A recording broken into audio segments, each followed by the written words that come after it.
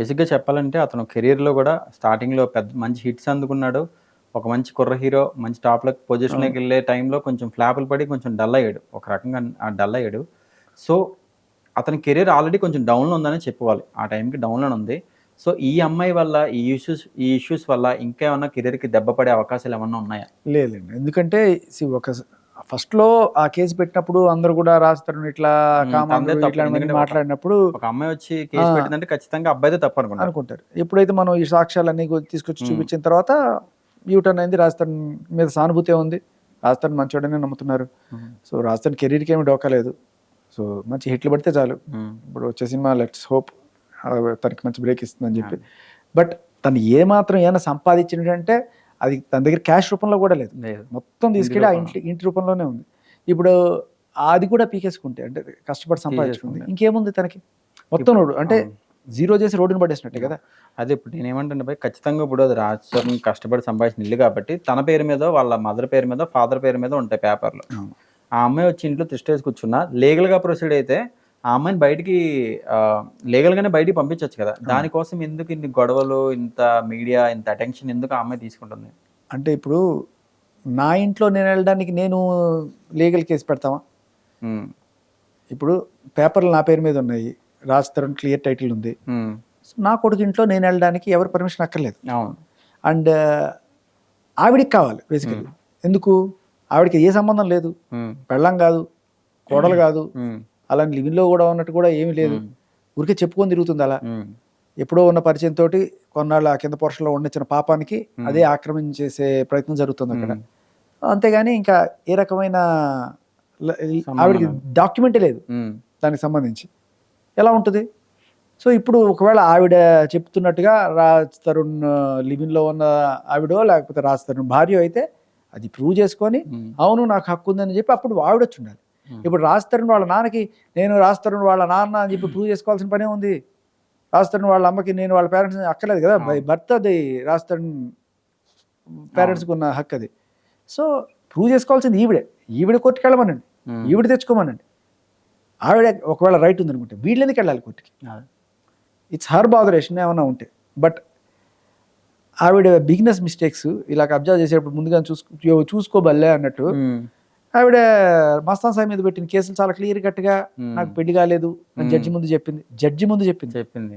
ఇన్నాళ్ళు ఓన్లీ మనం ఎఫ్ఐఆర్‌లో అవి ఇవి చూసాం. చూసాం. ఏకంగా జడ్జి గారి ముందు ఆవిడ ప్రమాణం చేసి చెప్పిన 164 స్టేట్మెంట్‌లో ఆయన అడిగితే నాకు పెళ్లి పెళ్లి కాలేదని. కాలేదు. ఇప్పుడు ఇది 2023 జూలై 7న. హ్మ్.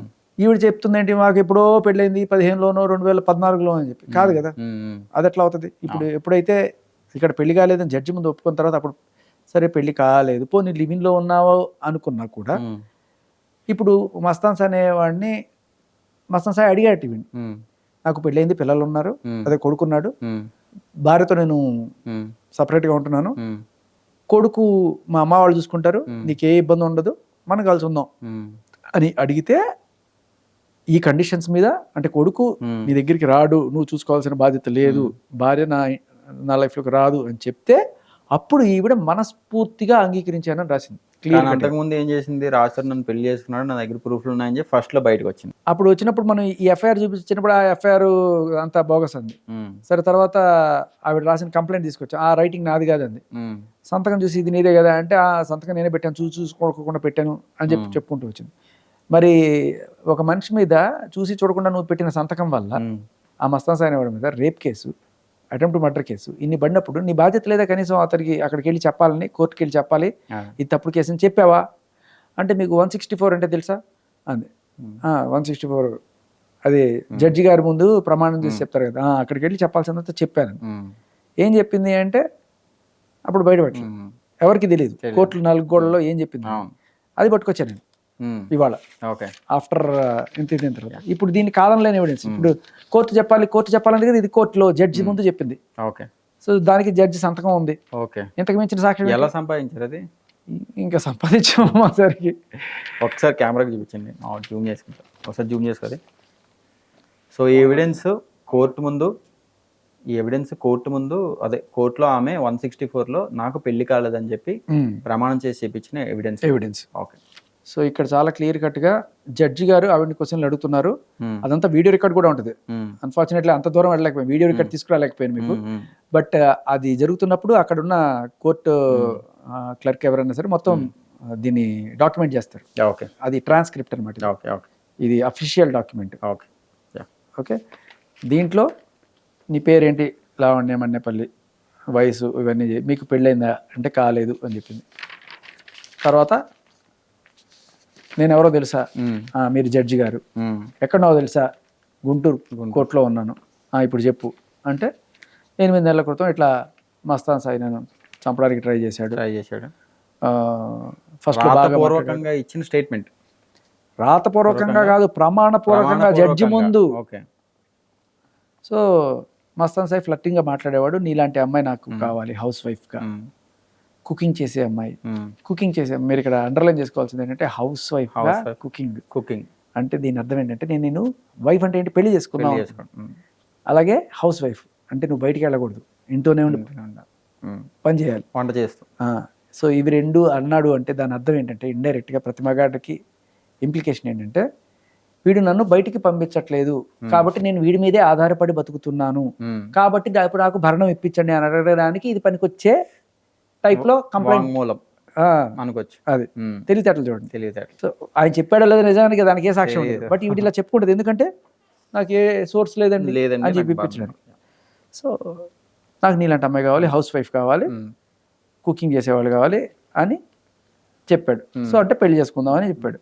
నాకు పెళ్ళయింది, పెళ్ళంత దూరంగా ఉంటున్నాను, నా కొడుకుని మా పేరెంట్స్ చూసుకుంటారు, వారసుడు కాబట్టి వాళ్ళకి తప్పదు, బాబుతో నీకు ఏ ఇబ్బంది ఉండదు అంటే నేను మనస్ఫూర్తిగా అంగీకరించాను.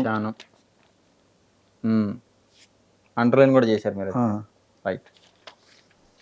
సో ఈవిడ మనస్ఫూర్తిగా అంగీకరించిందట. ఇప్పుడు తర్వాత అలాంటి టైంలో ఈయనకి ఫోన్లో మెసేజ్లు వచ్చేవట, ఈయన ఎక్స్ గర్ల్ ఫ్రెండ్స్ వాళ్ళు వీళ్ళు మెసేజ్లు చేసేవాళ్ళట. హర్ట్ అయింది, అడిగిందట, నెలలో చేసిందట. ఎట్లా నువ్వు ఎట్లా చేస్తావు అని చెప్పి ఎట్లా అడిగింది. ఎట్లా చేస్తాడు, చాలా దారుణం కదా. ఇప్పుడు ఒక అమ్మాయితో పాపం అతను నమ్ముకొని వస్తే ఆవిడకి వేరే రిలేషన్ ఉండొచ్చు కాక, ఆవిడ రాజధాని భార్య కావచ్చు కాక, లేకపోతే రాజధాని లివింగ్ లో ఉండొచ్చు అమ్మాయి కావచ్చు కాక, ఆవిడకి ఉండొచ్చు రిలేషన్స్. నువ్వు ఎలా పెట్టుకుంటావు? అరే నువ్వు పెట్టుకునేదే అక్రమ సంబంధం అయినప్పుడు నేను తిరగచ్చు నలుగురితో, చింటూతో రాకుండొచ్చు, ఇంకొకరితో ఉండొచ్చు, నీకెవరితో ఉండకూడదు. ఎంత మోసం చేస్తున్నావు నువ్వు? ఏమన్నా అర్థం ఉందా దీంట్లో? లేదు. ఎవరన్నా సరే ఒక అక్రమ సంబంధం పెట్టుకునేవాడు, ఆల్రెడీ భార్య లేకపోతే భర్త ఉన్న ఆవిడ, నీకు ఎవరు ఉండకూడదు, నాకున్నా పర్లేదు నీకు ఉండకూడదు, నువ్వు ఎవరు నా కండిషన్లు పెట్టడానికి అనేది కదా. ఒక దొంగ ఇంకొకటి దొంగ అనలేడు. అనలేడు. చేసే దొంగతనం మళ్ళీ ఇక్కడ నీకు దొరతనం.